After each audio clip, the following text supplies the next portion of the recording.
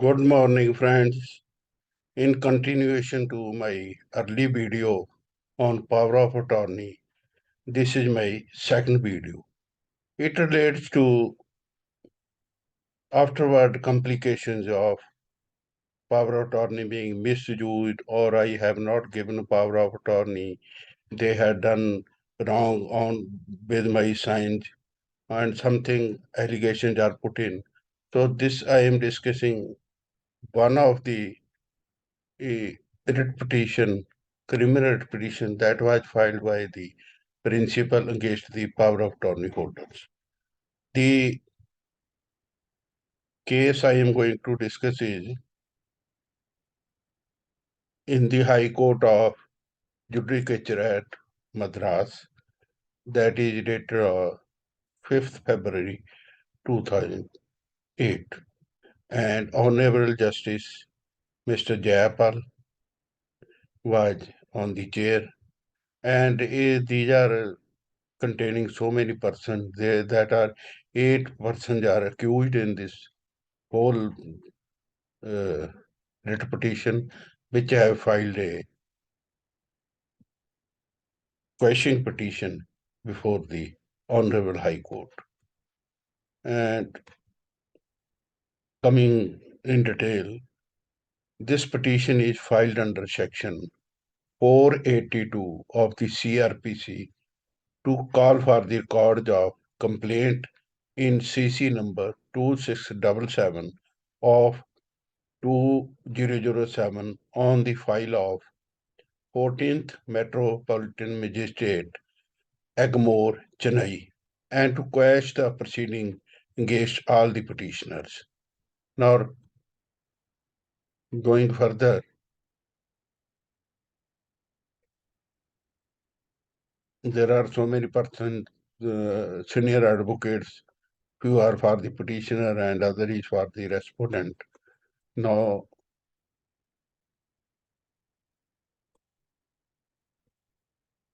the main complaint is the sum and substance of the complaint is that the first and second accused, having made representation, misrepresentation to the complainant, that some rectification deed was to be executed in connection with the lease deed already executed by her in favor of the accused number 327, that they played fraud upon the complainant and got the subject power of attorney executed in favor of the first and second accused, and thereafter the first accused executed sale deed in favor of the accused number 327 in spite of the cancellation of power of attorney. The allegation as against the eighth accused is that he, being the sub-registrar, conspired with the first and second accused to practice fraud upon the complainant. It has been alleged that the white collar offense was deliberately designed and committed by the accused with the sole intention of cheating the complainant. The said private complaint has been filed under section 200 of the Code of Criminal Procedure, alleging commission of the opposite offences punishable under section 415, 420, and 120B of the IPC. Now, the accused 127 have contended that the allegation as such does not prima facie indicate the commission of any offence as alleged by the complainant. She herself went to the registrar's office and executed on her own the power of attorney authorizing A1 and A2 to execute the sale deed in favor of A3 to A7. No fraudulent representation was made by the first and second accused to the complainant. The accused 1 and 2 have already paid a sum of rupees 1 lakh to the complainant towards a part of sale consideration, even prior to the date of execution of the power of attorney by the complainant in their favor. Deed of cancellation and notice issued subsequent to the deed of cancellation to accused 1 and 2 would go to show that the complainant, on her own volition, executed the power of attorney in favor of the accused 1 and 2. Therefore, accused 1 to 7 have contended that no case has been made out as against them in the complaint lodged by the complainant. The eighth accused would contend that he had only performed his official duty of registration of power of attorney in favor of the accused 1 and 2, and the agreement of sale executed by the complainant in favor of accused 3 to 7. Therefore, no criminal case can be laid as against the petitioner in criminal OP number 18427 of 2007, who has just discharged his official function. Now, the learned counsel, senior counsel, appearing for the accused, would submit that accused 1 and 2 had not received any intimation about the cancellation of power of attorney given in their favor.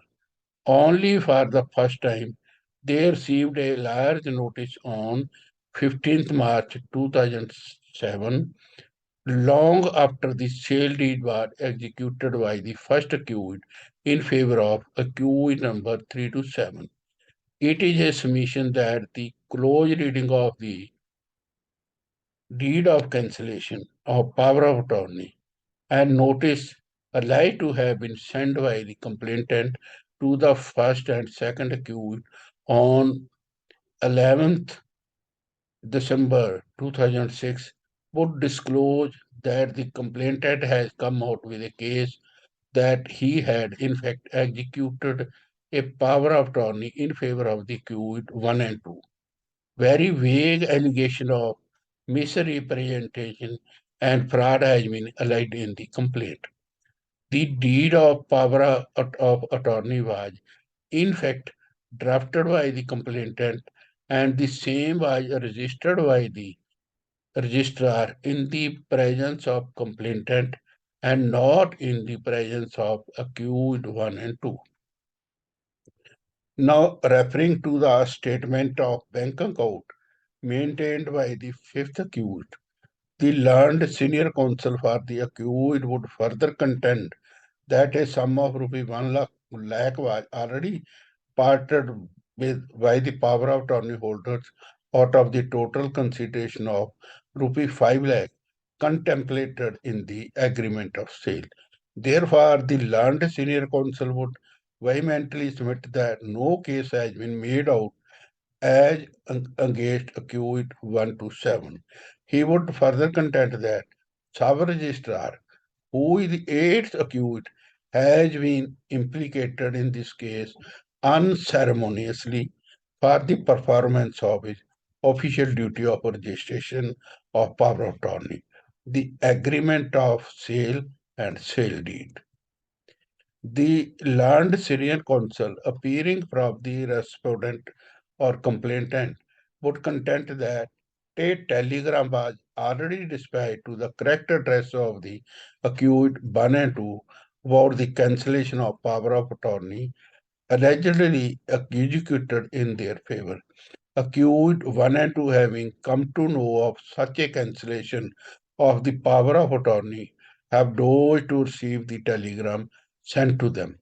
A sum of rupee 1 lakh was parted with by accused 1 and 2 only in connection with the rectification of the lea deed and not in connection with the execution of agreement of sale or power of attorney allegedly.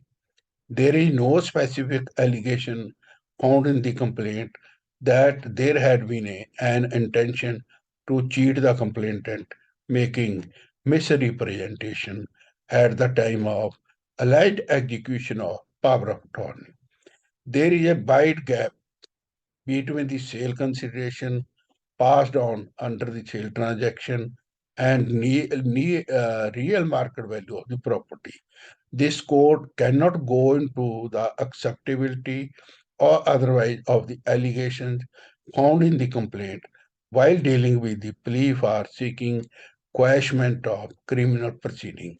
When prima facie case has been made out, the accused will have to necessarily face the prosecution before the trial court. Therefore, the learned Syrian counsel appealing for the complainant would submit that there is no merit in the petition seeking quashment of the complaint laid by the complainant, specifically alleging conspiracy and cheating. Of course, there is specific allegation of cheating in the private complaint laid by the complainant. The two documents, that is, power of attorney as well as agreement of sale, were obtained by accused number 1 and 2 by making misrepresentation and also by playing fraud upon the complainant in the guise of rectification of the lea deed already executed by the complainant in favor of the accused 3 to 7. It is charged therein. The question of questioning the criminal proceeding, embarking upon an inquiry as to reliability of evidence and sustainability of accusation does not arise. But if a frivolous or vexatious complaint is laid with malice and malafide, of course, the court has every authority to interfere with the criminal prosecution and quash the same.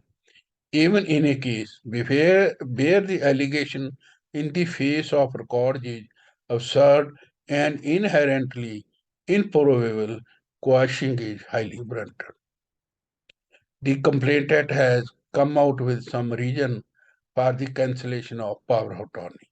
The specific reason assigned in the deed of cancellation of power of attorney dated 4th December 2006 for the cancel of power of attorney is that power agents had not acted in accordance with the terms and condition of the power granted to them. In the deed of cancellation of power of attorney, the complainant has unambiguously admitted the execution of the deed of power of attorney in favor of accused number 1 and 2. As rightly pointed out by the learned senior counsel appearing for the accused, misrepresentation and fraud allegedly perpetrated by the accused while executing the deed of power of attorney by the complainant were not cited as reasons for the cancellation of the same. It is not as if the said deed of cancellation of power of attorney was inadvertently drafted without accommodating the actual reason for cancel of power of attorney. The subsequent notices dated 11th December 2006 issued by the complainant addressing the accused 1 and 2 would also read unambiguously that the deed of power of attorney was cancelled as the accused 1 and 2 had acted against the interest of the complainant. There is no whisper therein about the misrepresentation or fraud allegedly perpetrated by the accused 1 and 2 as against the complainant while executing the agreement of sale and also the power of attorney. It is not as if the complainant is totally an unlettered woman who is not worthy wise. On the perusal of the deed of power of attorney, it is found that there is a clear indication that it was she who drafted the power of attorney. As rightly pointed out by the senior learned counsel for the accused, the presence of power of attorney holder before the registrar is not at all necessary. It is only the executant of the power of attorney who shall be present for the purpose of registration of power of attorney.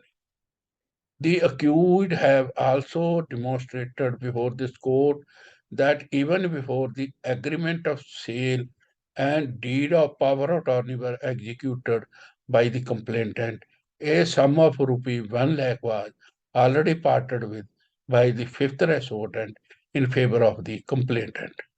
Of course, learned senior counsel appearing for the complainant would submit that the said amount was paid only in connection with the proposed rectification of the lea deed already executed by the complainant in favor of petitioner 327. But the facts and circumstances of the case set out above would show that there was no rectification deed executed as alleged, but only a power of attorney and agreement of sale have been executed by the respondent. The learned senior counsel appearing for the respondent would cite an authority, that is Messrs. Indian Oil Corporation versus Messrs.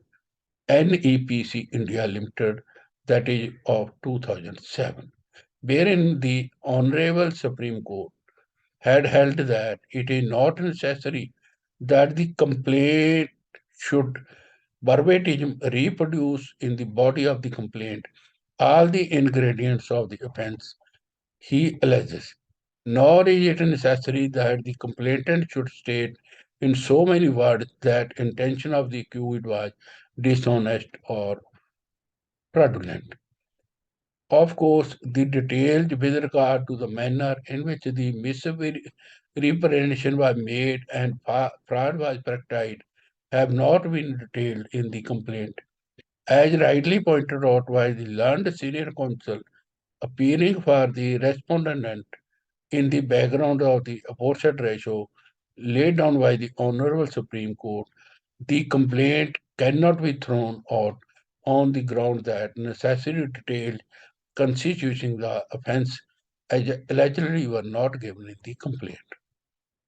Now, the learned counsel appearing for the complainant quoted yet another decision in T. Bengama Naidu versus T. Dora Swami Naidu and others, that is of 2007.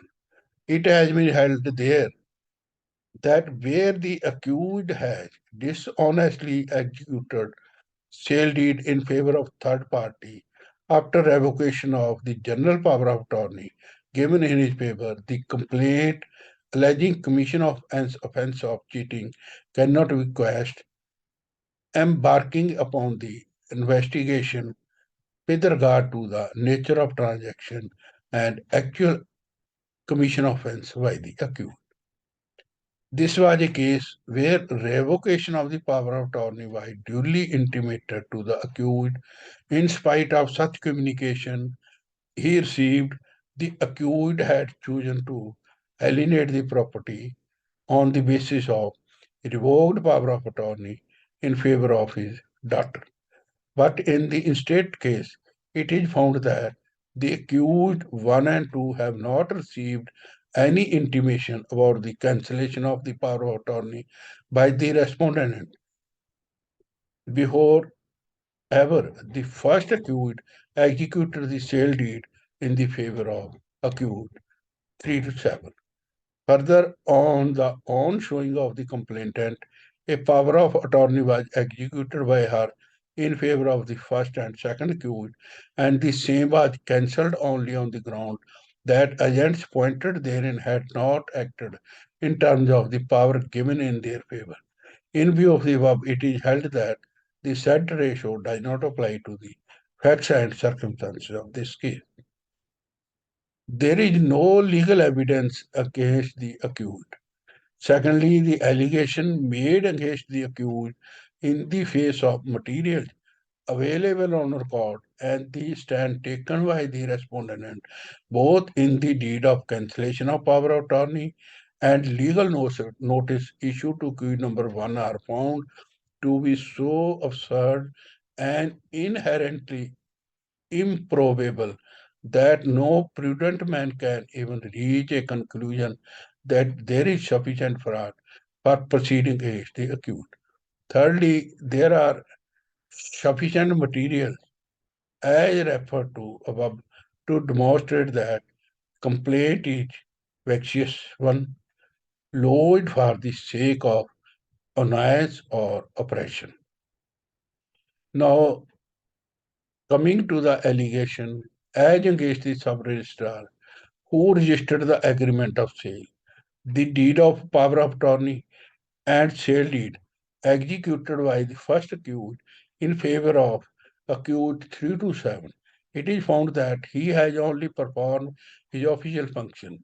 He is not supposed to verify whether there was any misrepresentation or fraud practiced by the power of attorney holder on the principal who executed the power in their favor.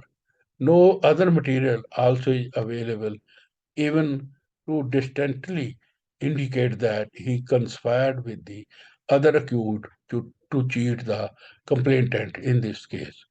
So, in view of the above, the court finds that the complaint as such given as against the accused is not at all sustainable. It will be a miscarriage of justice if the accused 1 to 8 are directed to face a painful and horrific experience of trial in the face of vexatious and frivolous complaint given as against them. Therefore, quashing the criminal proceeding in CC number 2677 of 2007 on the file of 14th Metropolitan Magistrate Chennai, both these petitions stand allowed. Consequently, connected miscellaneous petition is closed. This is the all about judgment and ratio of the important judgment.